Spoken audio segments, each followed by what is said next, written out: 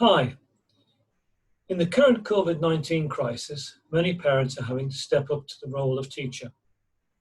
As parent teachers, most adopt the way they were taught as a way to teach their children. As learners, we each have four needs that we require to satisfy in order to maintain any engagement or persevere in learning during the challenges we face.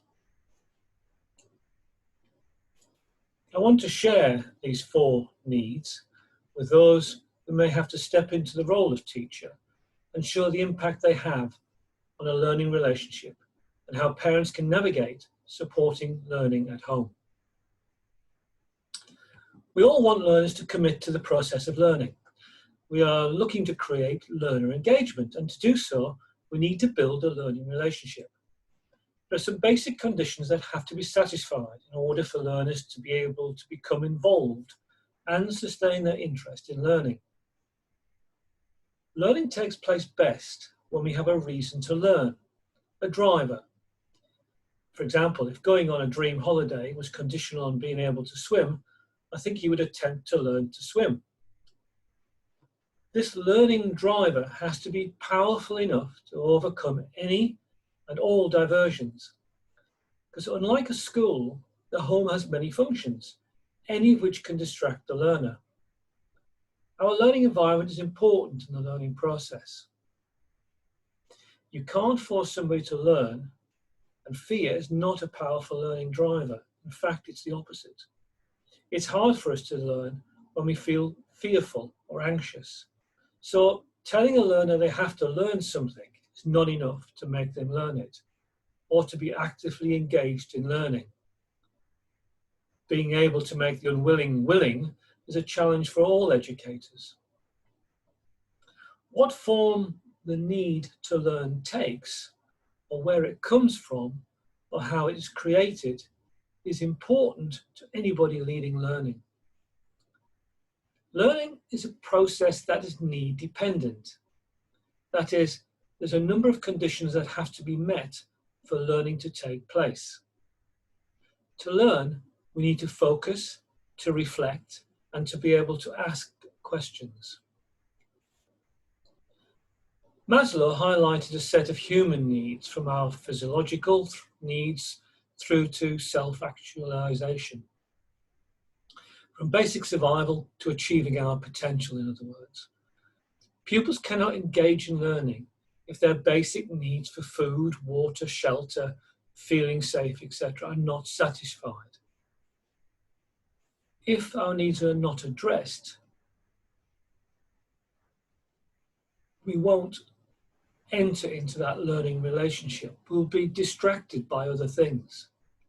If our needs are addressed, then we can begin to engage in learning. We should recognize that our needs are reflected in our behavior. That is, behavior that takes place to satisfy those needs. For example, if we're cold, we may put on a coat. If we were thirsty, we may take a drink of water. William Glasser is known for choice theory, and to paraphrase him, all we do is behave. So when working with learners, we tend to focus on their behavior and not at the needs that drive them. We ask a pupil who wears a coat in class, why is he wearing a coat? Whereas we should ask him, why does he need to wear a coat? You respond to learner behavior because you have a view as to what that behavior should be. And where that behavior does not match your view, you challenge the behavior. Studying with the TV on or looking out of a window whilst listening may not be learning behaviors to you, but it could be to others. But what you need to recognize is that the behavior is a tangible illustration of need, even if that need is not recognized or understood by the learner. Maslow, in listing psychological needs, includes belonging and friendship. I believe belonging is the most powerful driver of our behavior. As a teacher educator or parent educator, you have to address this need first if you are going to achieve learner engagement. You have to build a learning relationship where you offer an identity to the pupil, and there is trust and a professional friendship. Glasser lists a number of needs as part of choice theory. 4 of these lie within psychological and self-fulfillment zones of Maslow's pyramid. Where Maslow's hierarchy and Glasser's needs overlap, I call this the learning zone. This is a zone learners must be able to enter and function within in order to fully engage in learning. Today, Wi-Fi and internet access are also important learning needs, but they're also distractions. In learning and teaching terms, our engagement needs are power, belonging, choice, and fun. I refer to these as the 4 learning needs. It's easy to remember the acronym PBCF, and the mnemonic, please be child friendly, is most appropriate. I now want to explore these needs within the context of a learning relationship and highlight certain behaviours that indicate a need is not being met. And we'll start with power. Power means having a voice. The pupil seeing that their voice is being heard, recognising that their voice is being heard. They are being listened to, and a note taken of their feelings and needs. And this has to be actively managed. There has to be systems and practices in place to support pupil voice, and they need to be understood by both parties in the learning relationship. The behaviours you can look out for that show this need is not being met include the following. The learner might display frustration at being told what to do. They may show anxiety in learning situations, or even look for exits from any conflict situation. They can be uncooperative. They can withdraw, certainly be reluctant to engage in the partnership. And they may adopt a victim persona. There's no point in trying, and everybody and everything is against me type attitude. The second need is belonging. Belonging means being acknowledged, recognized for who you are within a group. Those that lead the group know something about you that is important to you. Maybe it's your interests, your experience, your achievements, and perhaps your family. So the parents should be well placed for that. But behaviours to look out for that show this need is not being met are children who look for attention, actively seek attention, in fact. In fact, it becomes a main behaviour. They challenge instructions or requests rather than accepting them. They're reluctant to accept any responsibility for their actions. And they can, again, be withdrawn and certainly will show little enthusiasm for a task or activity. More importantly, they may form alternative and often conflicting relationships in order to satisfy that sense of belonging. So in a learner relationship, you don't become a co-learner with your child. You can become an antagonist. You become the person at which any anger is directed. The third is choice. And I have to make it clear, this is not just a free choice. You can do this or you can do that or do whatever you want. That's not the way it works. Choice in learning terms must be one that includes consequences. For in doing so, you help to develop a sense of responsibility. Further, being given a choice on how to achieve something helps in gaining engagement.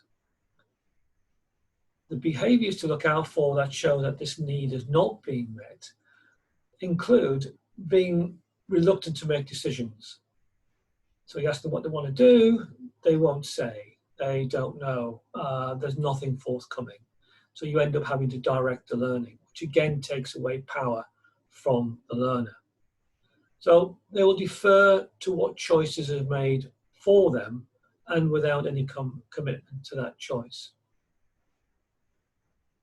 their impairment of judgment is often demonstrated through any choices that they do make, because they're not involved in the learning at all. It's a secondary consideration. They don't see the choice having an impact on their learning. They tend not to ask questions. And there's marginal participation or engagement. There's no buy-in to the learning activity. The final one is fun, and fun is something of a challenge. It's something we all need at some time in our learning, but the key in teaching and learning is to associate fun with achievement, not as a reward, but as part of the learning process. So saying if you do your school tasks, you can have an ice cream is not the way to go. That is bribery and will backfire. What you need to do is, without announcing ahead of the task that there will be a reward, and if you do this, you will get that. Instead, you celebrate with the ice cream, for example, unannounced, without expecting it, at the end of the task being completed. So you are now beginning to associate fun with achievement. Behaviours to look out for that show this need is not being met. The learner will act as if learning is a chore. Again, no buy-in. They will seek alternative fun and gratification. They'll play up and they'll look for an audience in doing so. Anything to distract from the actual task. And again, reluctant to engage in learning, especially if they regard it as difficult. They will also want the reward before accomplishing the task, and will enter into some form of negotiation to try and do that. Please don't get involved in negotiation. So being aware of these behaviours linked to need, you can then respond to the need and not the behaviour. So if a pupil or a learner is not asking questions, then do they understand the nature of choice? If they're wanting to negotiate rewards, they haven't associated achievement with fun. And if they are constantly looking for attention, calling on your name, calling you back, even after you've explained something, then there's not a sense of belonging. They don't feel safe, perhaps. Few parents are professional educators, and few parents will have detailed curriculum knowledge. Where parents do take on the role of educator or of teacher, they will tend to teach the way they were taught, and that is the way they learnt. This can cause conflict with curriculum being taught at school and the child's school experiences. The result can be a strained relationship and again, limited engagement. Where a parent does not take the role of teacher, they can only direct learning using a substitute for the class-teacher relationship. This for most means directing the child to online resources or books or perhaps other people. The parent approach can result in one of two roles then. The negative role is one of a taskmaster, of policing the learning. In such a role, many of the child's needs are ignored, and we've seen how this impairs engagement. The positive role of the parent is one of the coach, as being a coach. And in this role, there are specific duties and parts they can play in supporting the learning. The first stage is to establish a learning relationship within that of the parenting one. Defining learning time, signals and symbols is an important step in doing that. Keeping to a routine, showing that you are a learner too is key. You behave in the way you want your child to behave. So if you behave as a learner, you are setting an example of what that behavior is. Be careful about the language you use when in a learning role. So avoid using why too often. Why is very accusatory. Why have you done that? Why is that the case? Why have you come here? Why haven't you finished that? All of these things suggest something has been done wrong. Acknowledge that what works for you may not work for the child. So be willing to be flexible. Do your research and be ready to be wrong. Again, modeling learning behavior. Use casual conversation to introduce learning opportunities. So that might be in the car, it might be on the way to shopping. Look for the opportunities. And again, start finding ways of signaling that you are entering into a learning situation. So, how can parents actually do all of this? Well, here are my ideas on how parents can support learning at home. And I've used the acronym PARENTS to satisfy the learner's needs and build an effective learning relationship. First of all, participate. Find out what is going on at school. Know the dates, key times of any tests or examinations or coursework or handing in dates. And provide a reason and relevance for doing their best work, not rewards. Reasons and relevance. Work at using peer groups to provide support, not distractions. Understand what learning needs and preferences your child has. For example, some learners like to be in quiet environments, others like a busy background. Again, what works for you might not work for your learner. Ask questions, but don't interrogate. Avoid using why. As I said, it makes us feel defensive. If you don't believe me, just try asking somebody why they're doing something and see what response you get. Find out what topics are being studied and see what you know about them. You can ask, what new things are you learning? Don't be put off by silence either. Just probe gently. Ask your children to explain things to you. Pretend you don't know or don't understand, even if you do so. Learners are often very keen to share what they understand. Give them that opportunity. Ask how they think they can improve. And use positive emotional triggers where you can. For example, how did you feel when you did well at whatever that achievement was? Did it feel good to get finished early today? The R stands for reflect. Find or make opportunities for your child to reflect, to recap, to internalize, or to explain. Short periods of work work best. Example, as we said, a commute in the car. And if you can make them spontaneous, so much the better. Remember, mistakes are part of the learning process. So don't ridicule. Work at building up their self-esteem. It's going to take a battering. They're not in their normal learning environment with their normal support structures and normal relationships. E is for encourage. It's important to stay positive and purposeful and not to let negativity build. Focus on getting better, not just results. Show how much you believe effort leads to success and set a good example. Use your own experience as a learner. Praise only when praise is due and make it specific. Think in terms of acknowledgement and encouragement. For example, that was a good strategy you used. So you're actually focusing the praise on a particular strategy. Ends negotiate. It's not anything other than about goal setting and creating win-win situations. We said earlier, avoid bribery and confrontation.